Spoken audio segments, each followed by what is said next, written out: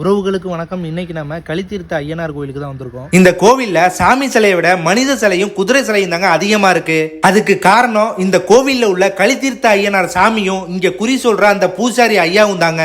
ஆமாங்க, இந்த கோவிலுக்கு குழந்தை வரம் கேட்டு வரவங்களுக்கு இங்க உள்ள பூசாரி ஐயா சொல்ற அந்த அருள்வாக்கு இருக்கு.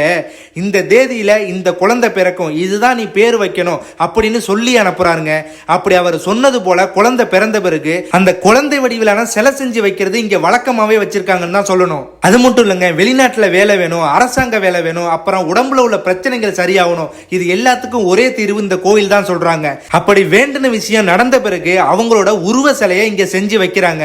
அப்படி வைக்கப்பட்ட சிலைகள் பல்லாயிரக்கணக்கான சிலைகள் இங்க இருக்குங்க. அதை பார்க்கும் போதே தெரியுது இங்க வேண்டின விஷயம் எல்லாமே நடந்திருக்கு அப்படின்னு. அதுக்கு சாட்சி தாங்க இங்க உள்ள எல்லா சிலைகளும். இதே போல சுவாரஸ்யங்கள் நிறையவே இந்த கோவில்ல இருக்குங்க. கண்டிப்பா எல்லாருமே இங்க வந்துட்டு போங்க. இந்த கோவில் வேதாரண்யம் ஆயக்கரம்புலத்துல தாங்க இருக்கு.